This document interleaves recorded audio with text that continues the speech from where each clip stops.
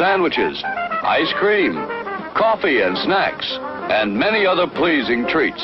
Our foods are fresh and tasty, our drinks satisfying and refreshing. They're so good. Welcome to Average Joe's Drive-In. And now, on with the show. Hey everybody, welcome to Average Joe's Drive-In, episode number 68. I am your host, TJ Washburn, and this is a Reviewcast.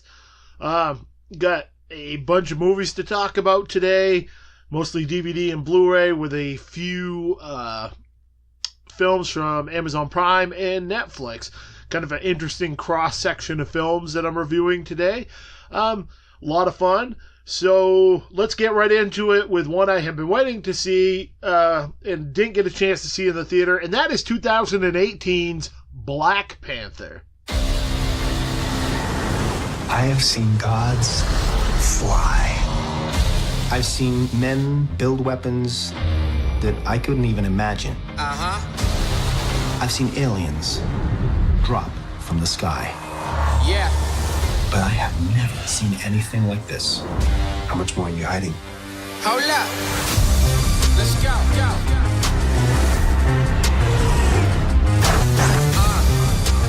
We are home.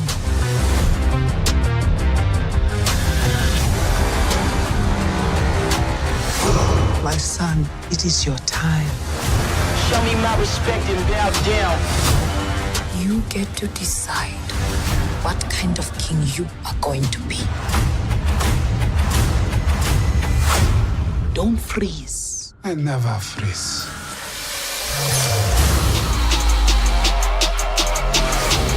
The revolution will not be televised. Show me my respect and bow down. We own ya. We own ya. We only getting started now. Cause we own ya. Everybody think they know me now. Cause we own ya. You and I'm a homie now. Cause we own ya. I waited my entire life for this. The world's gonna start over. I'ma burn it all. What happens now determines what happens to the rest of the world.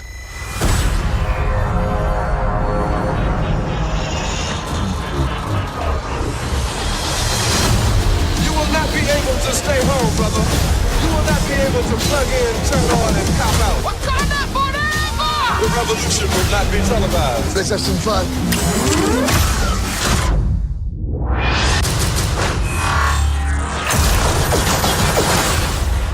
The revolution will be live.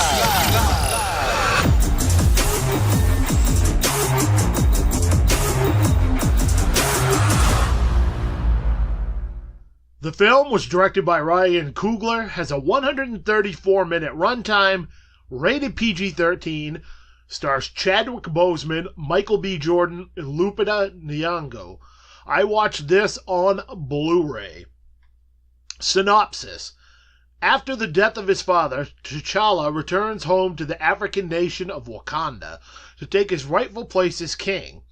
When a powerful enemy suddenly reappears, T'Challa's mettle as king and as Black Panther gets tested when he's drawn into a conflict that puts the fate of Wakanda and the entire world at risk.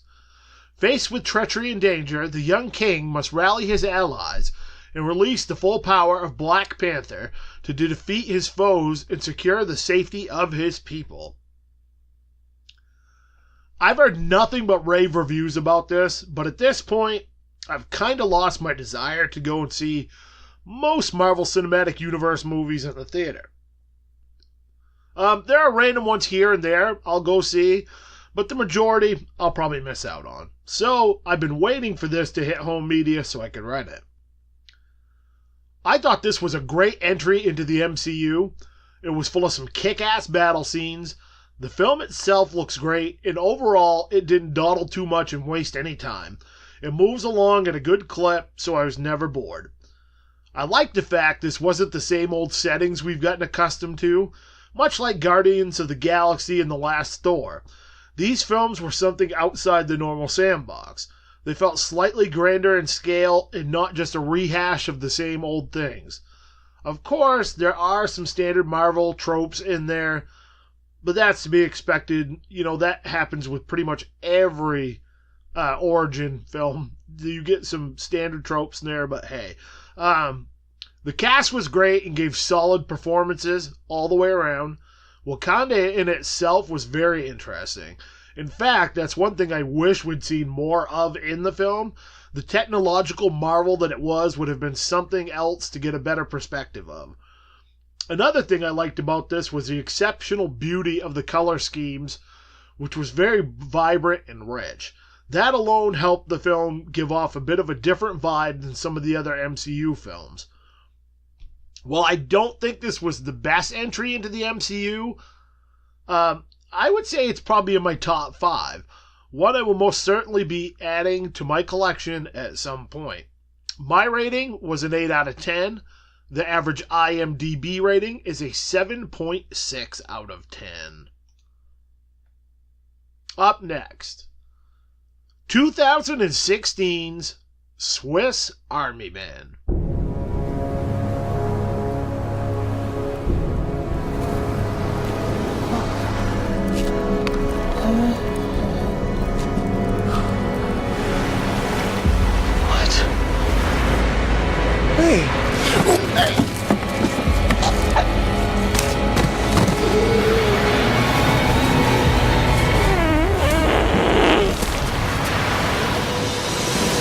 You just have to remember that we're all here for a purpose, and the universe picks its time. I need you to help me get home.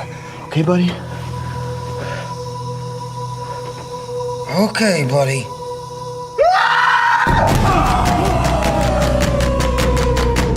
You're a miracle. Or I'm just hallucinating from starvation.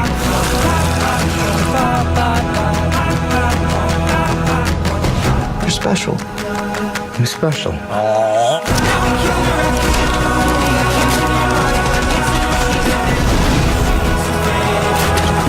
And there's 7 billion people on the planet. You might be lucky enough to bump into the one person you want to spend the rest of your life with.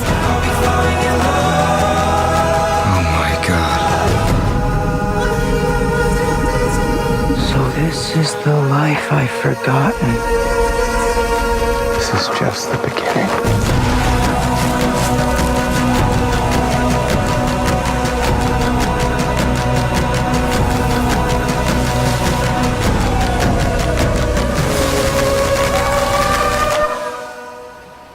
This film was directed by Dan Kwan and Daniel Shire, has a 97-minute runtime, rated R, stars Paul Dano, Daniel Radcliffe, and Mary Elizabeth Winstead. I watched this one on Amazon Prime.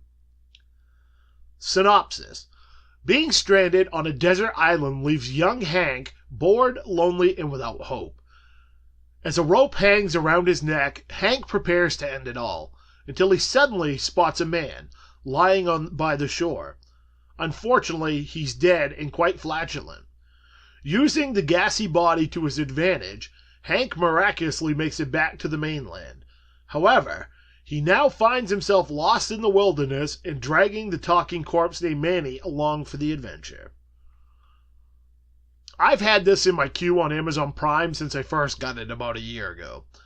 I'd seen the trailer and thought it looked weird but interesting. Occasionally, you get a uniquely weird concept like this that looks like fun. But is it any good? It's a question you ask yourself every time you pass by it when looking for something to watch. After nearly a year, I finally decided to pull the trigger and give it a chance. I'm so glad I finally watched this. What a wonderfully odd movie. Paul Dano and Daniel Radcliffe both give grade A top-notch performances. There's so much heart to this film, something I was rather shocked by. I found myself laughing out loud during several scenes at the comical, albeit crude absurdity of the situation and actions of Hank and Manny. Then, there were other scenes where I found myself almost holding back tears at the heartfelt conversations between them. There's a simple yet relatable loneliness and sadness to Hank's character I think many people could relate to. While it may not be as deeply seated as his, we've all gone through moments like that in our lives. Times of self-doubt, moments where we don't feel good enough or attractive enough, or afraid we're going to make an idiot of ourselves for saying or doing the wrong thing. Daniel Radcliffe is fantastic as Manny. There's a childlike curiosity and wonder to his character as he tries to remember life. The same goes for the bluntness and honesty in his responses and questions. At the core, it's a story that says sometimes we just need a friend to bring out the best in us and show us our lives are more than what's just on the surface. That it's who we are deep down in our being that counts. That life is too short to not show others how much we care, or to not take chances because of our insecurities and fear. I think that's a beautiful thing when a film can make you feel those emotions and be entertaining at the same time. That's just what this beautifully weird little film managed to do for me. My rating was an 8 out of 10. The average IMDb rating is a 7 out of 10. Up next, 2012's Resident Evil Retribution. Come on, babe.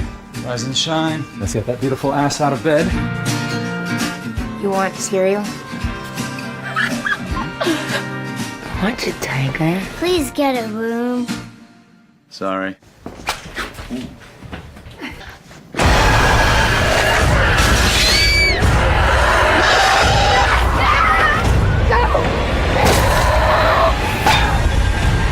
None of this is real. None of this is real. All these memories were imprinted. My name is Alice. Alice, how nice to see you again. What the hell is going on here? We have you under all control. They used me to perfect the virus. Everyone I've ever known. Everything I've ever done is being used against me. And now they can manipulate the world. We've taken over New York, Moscow, Tokyo. This is humanity's last stand. The beginning of the end. I'm gonna kill you. Good luck. You'll need it.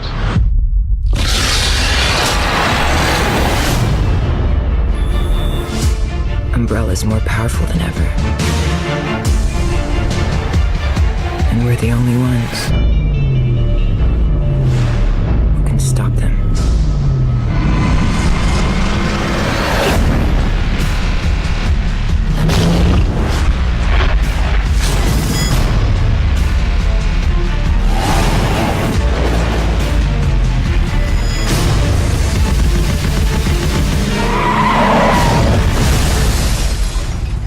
Waiting for a written invitation? Sweet ride.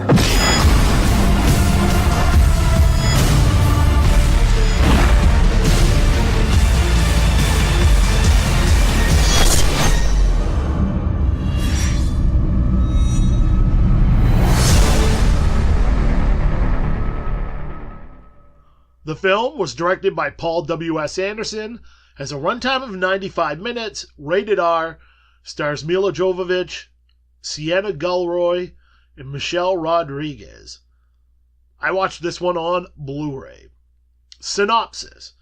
As Umbrella Corp's deadly T-virus continues to turn the world's population into legions of flesh-eating zombies, Alice, the human race's last hope, awakes deep within Umbrella's secret operations facility. The further she delves into the complex, the more of a mysterious past is unveiled. Her global hunt for those responsible for the outbreak leads to a mind-blowing revelation. Aided by friends old and new, Alice fights to escape from a world on the edge of oblivion. At this point in the Resident Evil franchise, you pretty much know what you're getting. The films don't deviate from their typical formula a whole lot. In many aspects, they're the Friday the 13th of action movies. Not that that's a bad thing. Retribution is the fifth installment of the franchise.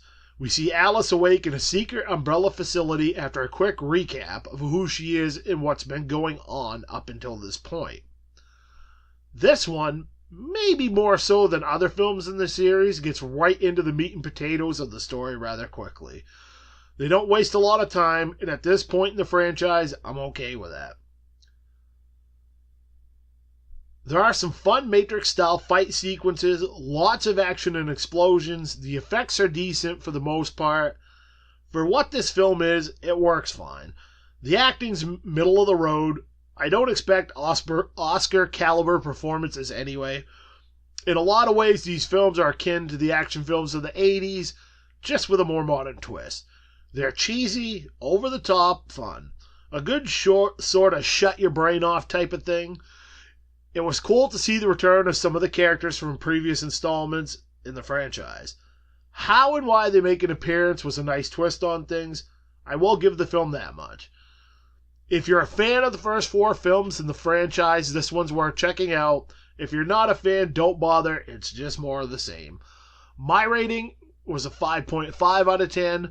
The average IMDb rating is a 5.4 out of 10. Up next, 2016's Resident Evil, The Final Chapter.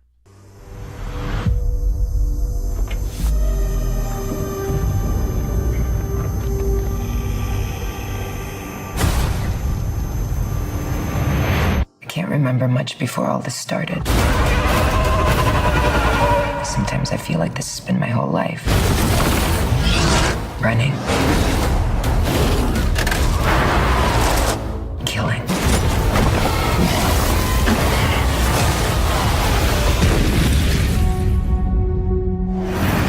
My name is Alice, and this is my story.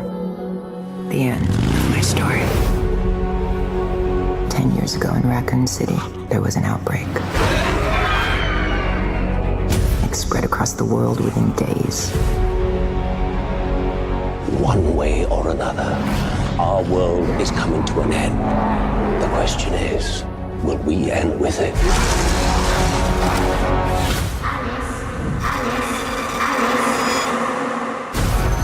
Umbrella developed an airborne antivirus. It would destroy the T-virus. I have no reason to believe a word you say. True, but I can offer you something you want very much. What is that? Revenge. We can end all this. I have to get to the hive. We go together. What are we gonna do? We're gonna kill every last one of them.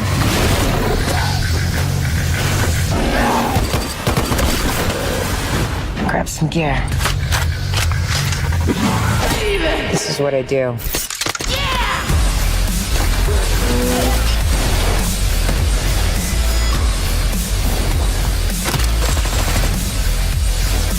We played a long game, you and I, but now it's over.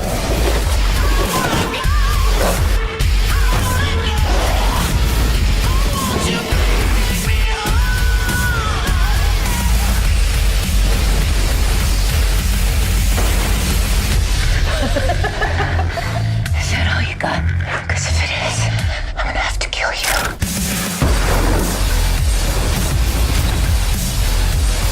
The film was directed by Paul W.S. Anderson, has a 107-minute runtime, rated R, stars Mila Jovovich, Ian Glenn, and Ali Larter. I watched this one on DVD. Synopsis.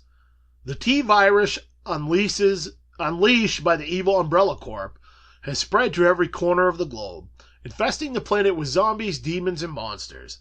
Alice, a former Umbrella employee turned rogue warrior, joins her friends on a last-chance mission to storm the company's headquarters located deep underneath what used to be Raccoon City. But the Red Queen knows that Alice is coming, and the final battle will determine if the rest of mankind lives or dies. The supposed last entry into the Resident Evil franchise, but we'll see what happens. This is the only one I hadn't seen, so I had a chance to pick it up for cheap and decided I might as well check it out. My expectations were low, but my hopes were high. If this was the last entry, it would be the film that set it apart from the rest of the series. At least that's what I hoped. We're 6 films deep into the franchise, and while I've always enjoyed the films for what they were, it feels too much like old hat at this point. There really was nothing new added to the universe. While it does wrap things up, it leaves it very open-ended for more films if they so choose. Again, this is similar to the other films in the franchise style-wise. The acting, effects, and score are all on par with the other films. So there isn't much of a change in those areas, and you more or less know what you're getting. I was most disappointed with this for one simple reason. I figured if this is the last one of the series and they've been building up to this for almost 15 years, we would have gotten something a little more grand, something a little bigger than the rest of the franchise. Instead, it ends the same way they've always ended, which makes sense. Still, it's disappointing they couldn't have gone out with a bang instead of a whimper. In the end, I hope this is the final film. At this point, it's time. While the movies have been entertaining and enjoyable in a cheesy, fun sort of way, it really needs not go any further. My rating is a 4.5 out of 10. The average IMDb rating is a 5.6 out of 10. Up next, 2015's The Final Girls.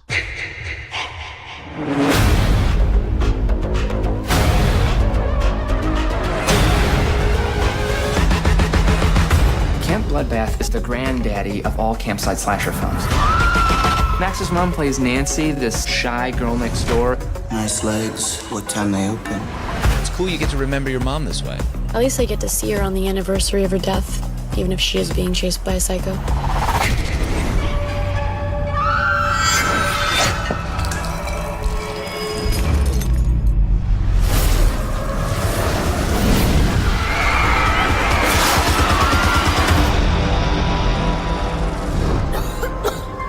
Guys, somebody's coming. Hey, do you guys know the way to Camp Bluefinch? Tina! So, we're in the movie. Oh, hi. What's your name? Max. Best summer ever! Anyone want to help me pick some strawberries? Nope, but I'll give you a hand with those melons. Talking about her boobs. The writing is so bad. What is that noise? It's Billy. He's coming. Everyone who has sex in this movie dies. It's awesome. No sex.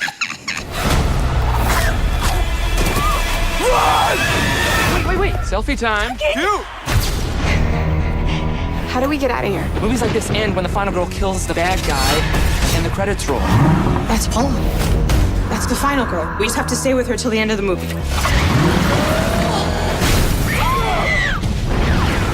Oops. I want to know where they keep the hardware. I want chainsaws and big-ass knives, and I want them now. Guys? What's happening? Why am I colorblind? Am I having a stroke? We're in a flashback. I wonder if all this blood is just corn syrup, you know? Like these characters are walking around with just corn syrup in their veins. Oh, no. Oh, God, that's blood. I know in the movie you're supposed to die, but that doesn't mean you have to, right? What do we do now? We fight.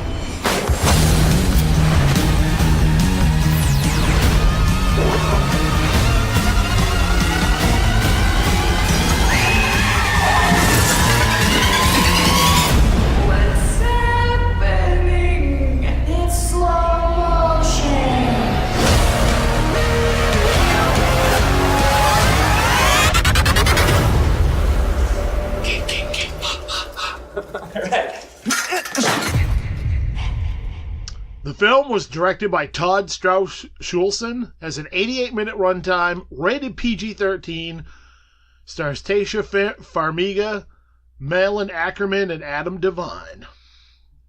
I watched this on Blu-ray. Synopsis: a young woman grieving the loss of her mother, a famous scream queen from the 1980s, finds herself pulled into the world of her mom's most famous movie. Reunited, the women must fight off the film's maniacal killer. I adore this movie.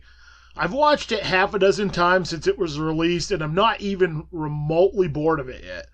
I keep telling myself I need to hold off a bit and not view it quite so frequently, but then I end up throwing it on again. For me, this is a movie that's just about perfect.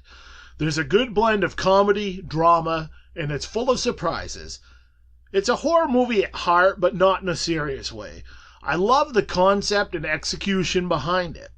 The acting's great, and the actors pull out the right emotions and are very believable in their portrayals of their characters. Taissa Farmiga is especially good as Max and nails the emotional turmoil and struggle she's going through with her performance. The film looks great, the effects are excellent, and it flows at a nice, even pace. The song choices they chose are perfect. There isn't much I don't like about the film. The only area it might have felt a bit more genuine in the time period of film it was portraying was there was a complete lack of nudity or gore. Those were staples of that time period. I get it, they were trying to appeal to a larger audience, but it just seems a bit suspect those were two things that were absent.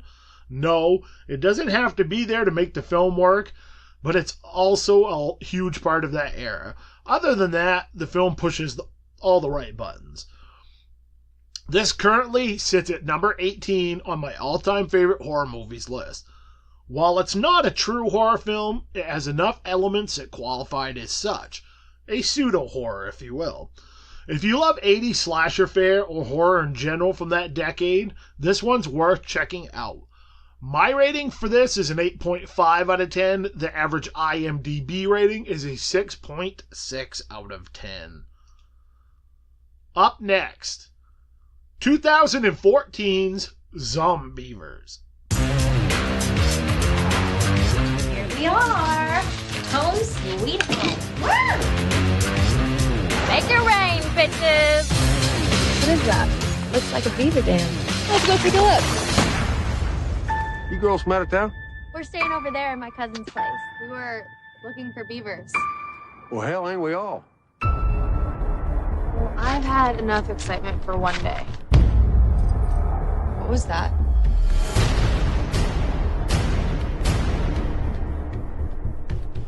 Someone in there? There's a beaver in the bathroom. Kill it! Yuck. Can we please go swimming now? Ever occurred to any of you that there might be more beavers? The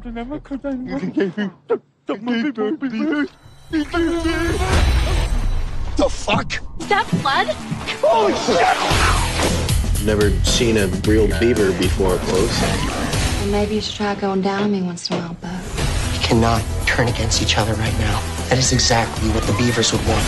Beavers are generally more active at night. The road's locked. We sure as hell can't get through on foot. Fuck a bag of dicks!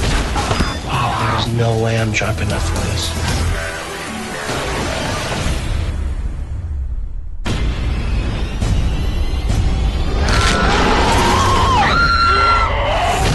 I mean, really? The film was directed by Jordan Rubin, has a 77-minute runtime, it is rated R, stars Rachel Melvin, Courtney Palm, and Lexi Atkins. I watched this on Blu-ray. Synopsis. College friends find their weekend of sex and debauchery ruined when deadly zombie beavers swarm their riverside cabin. When this first came out, I wasn't sure it would be any good. Honestly, from the trailer, I figured it could go either way. My mind screamed, it's a trap! You're gonna get sucked into watching this, and it's gonna be garbage. When you've been burned a bunch of times on films like this, that mechanism in your brain has a tendency to kick it in. A time preservation tool, if you will. Despite that internal warning, I went ahead and watched it anyway. I was pleasantly surprised, and then I ended up buying it. And it's become a cheesy, fun favorite. This film manages to get just about everything right in the enjoyable fun sense. While it's far from perfect and has some truly stupid moments, it's a blast. The effects range from really creepy and well done to just cheesy and bad. That kind of rolls with the film itself, though. The premise is so uniquely absurd it almost seems fitting that it's a bit unbalanced. You've got all the right tropes for characters, plenty of gore, a little bit of random nudity, and a ton of immature, crude laughs. some of which have dulled on me a bit from repeated viewings, but that's to be expected. This is a horror fan's horror comedy. Certain films I feel are geared towards a specific audience, and this is one of those films. While non-horror fans might enjoy it, I don't think many of them would get what the film's going for. At least that's the way I perceive this film. If you're a horror fan, this is one to check out. Don't expect it to be serious, and while maybe not quite as good as films like Cooties, The Final Girls, and Tucker and Dale vs. Evil, this will probably be right up your alley. My rating for this is a 7 out of 10. The average IMDb rating is a 4.8 out of 10. Oh boy, here we go. We got a couple films left, and we're going to kind of keep on that horror comedy train with 2018's Tremors, A Cold Day in Hell. How'd you get this number? You from the government? Impossible. Improbable. Ass blasters in the Arctic? Welcome to the Boyd Canyon Arctic Research Station. If you've got ass blasters, you have graboids. Incoming! Go, go, go! Take a couple of tablespoons of cement and harden the hell up, huh?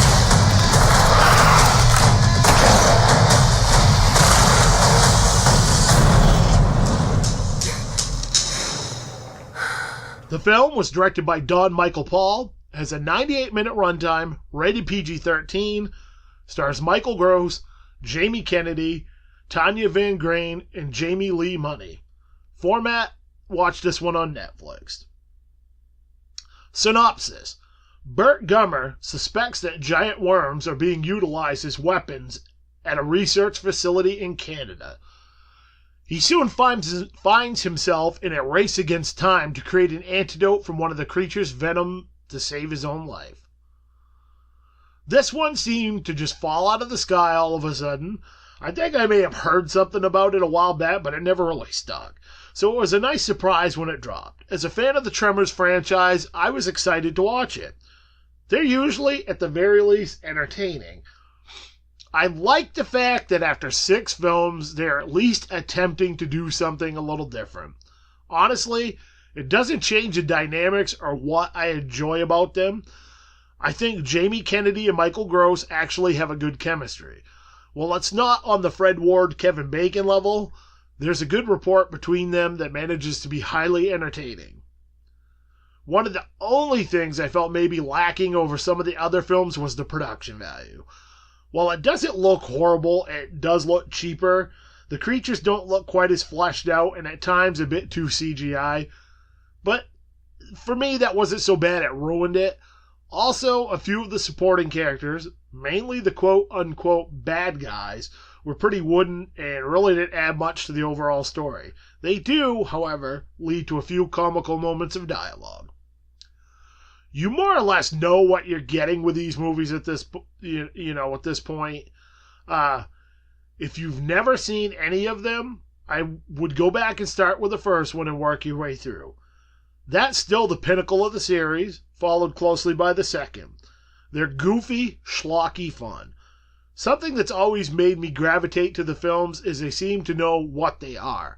It's one of those things where it looks like they probably had fun making them and it shows on screen. Part 6 is no exception to that rule, so if you're a fan of the other films in the franchise, I think this is worth a watch. My rating is a 5.5 out of 10. The average IMDb rating is a 6.1 out of 10. And I wanted to save this one for last. This is, my favorite movie of all time, and I've never done a review for it. So, I decided it was time, and that's 1975's Jaws. There is a creature alive today who has survived millions of years of evolution without change, without passion, and without logic. It lives to kill. A mindless eating machine. It will attack and devour anything.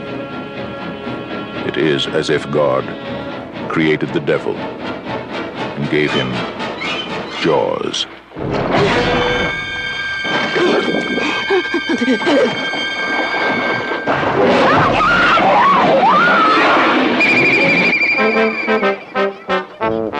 This is Universal's extraordinary motion picture version of Peter Benchley's best-selling novel, Jaws. I just found out that a girl got killed here last week, and you knew it. You knew there was a shark out there. You knew it was dangerous, but you let people go swimming anyway. Did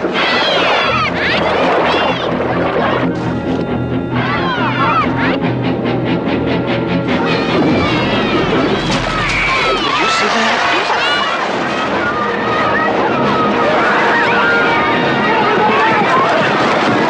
It's all psychological.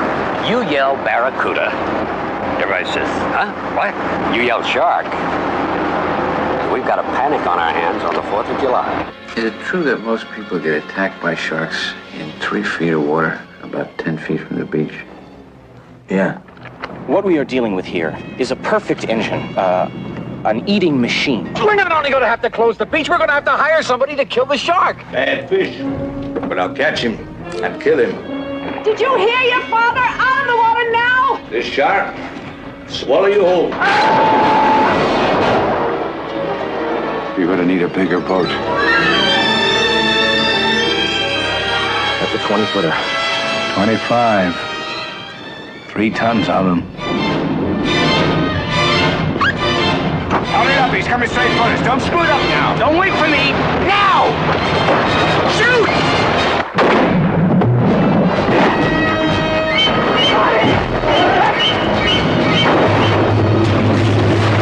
What's the deal? Give him room! I can't swing or run! Oh! Quick! I can't hold it! Hurry! Break it up! Brody!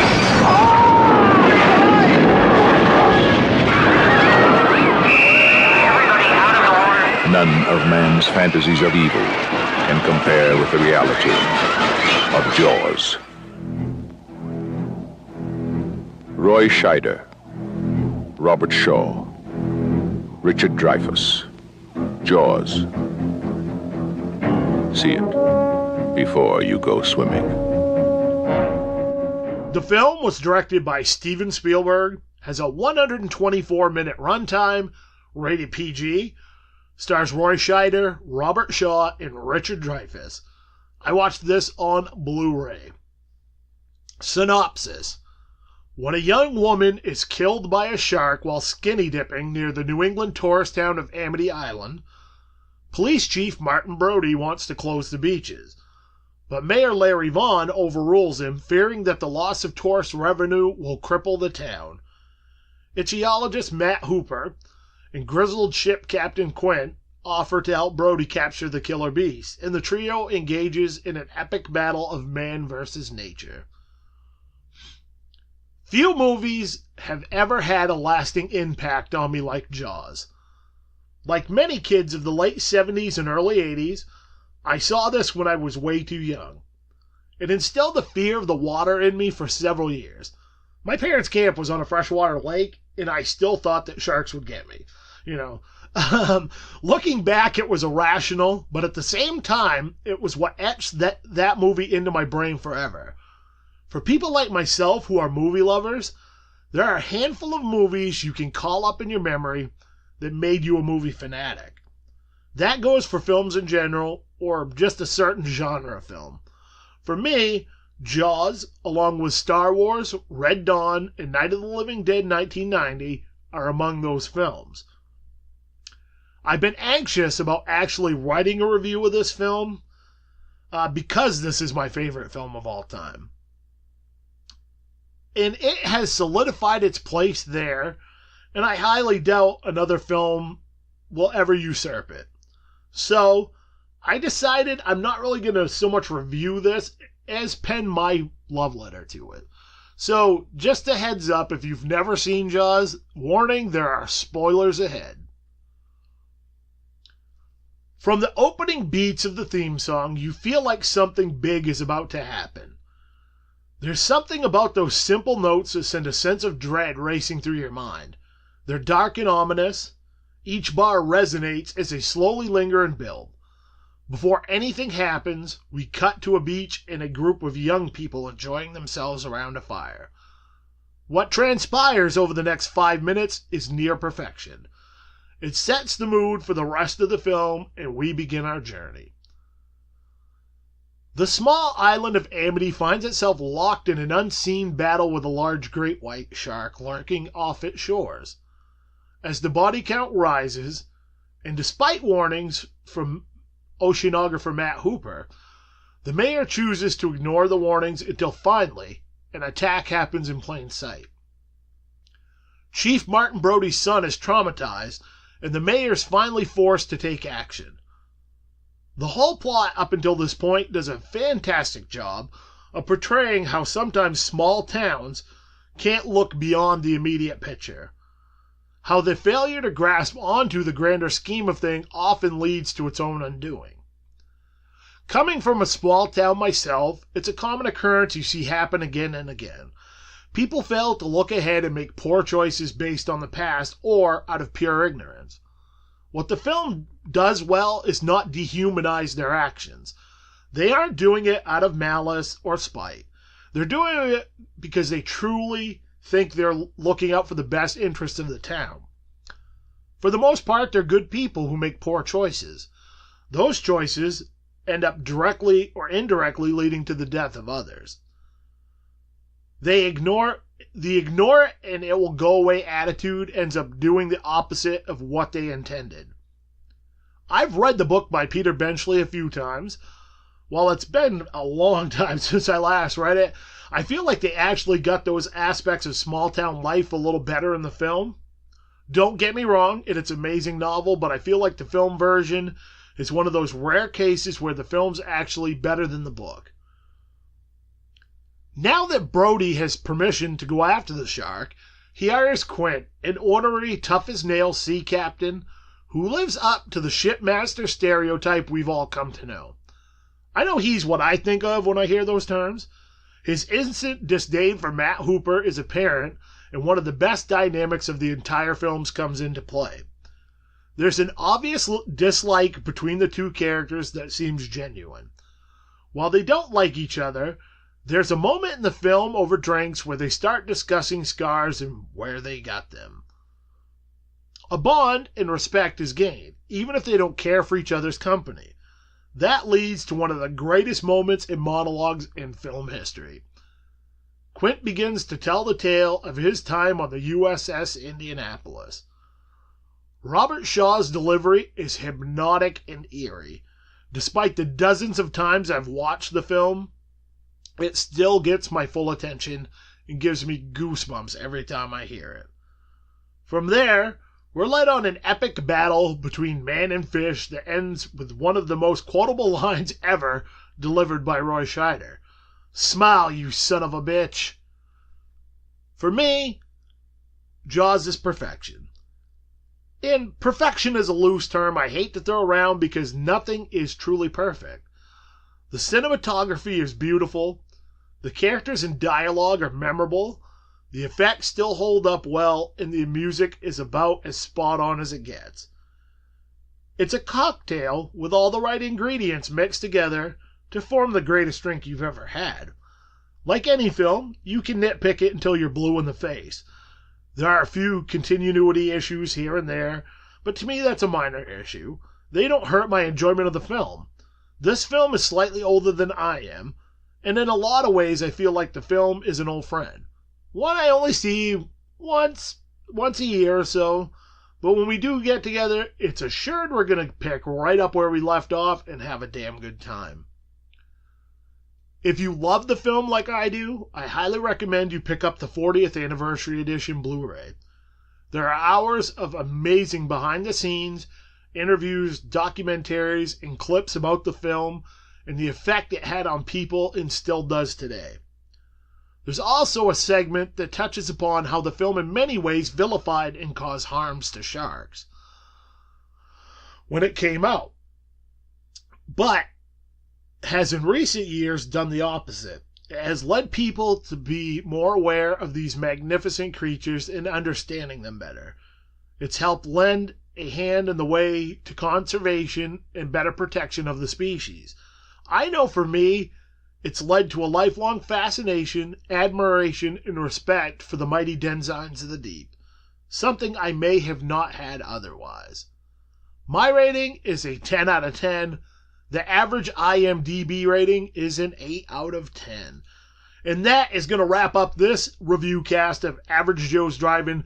Thank you guys so much for listening in, and keep spreading the word. And there'll be some more stuff coming up. Like I said, a few episodes ago, this is my really busy time of the year with my job, and there's a lot going on with other stuff, and so there may be some gaps in episodes, but I'm gonna do my best to try to get them all out on time and keep the ball rolling as it's been. So if they're a little spotty, bear with me, and eventually it will get back on the right track. I'd like to thank my sponsors, the Maine Cannababes. Go to www.maincannababes.com for more information about what they do, the causes they support, and the amazing job they do with promoting and helping people understand cannabis legislation. There's lots of good resources on the site. Again, that's www.maincannababes.com. And as always, I want to leave you kids with this word of advice. Remember, opinions are like assholes. Everybody's got one. And I will see you sexy animals on the flip side. It's intermission. Rise and stretch time. Time to refresh yourself and visit our snack bar. Got a yen for hot popcorn? Your favorite soft drinks are sparkling cold. The juicy Frank sizzling hot. There's delicious coffee, freshly brewed, and all kinds of ice cream and candy to tempt you. Showtime will be announced loud and clear to get you back to your car in time. So stretch your legs. Come to the snack bar now. Thanks for listening to Average Joe's Drive-In. If you'd like to talk movies or contact the show, add our social media pages. You can add us on Facebook at Average Joe's Drive-In Podcast, on Twitter at TWJ Author, on Instagram at Thomas Washburn Jr. You can also hit up www.thomaswashburnjr.com for more information about the show and related links. If you'd like to support the show, you can buy TJ's books on Amazon. Just type in Thomas Washburn Jr. in the search. Books are available in Kindle and paperback formats. If you have Kindle Unlimited or Prime, you can read the books for free and money will be earned by the pages read. It doesn't cost you anything and it supports the show. Until next time, you've been listening to Average Joe's Drive-In.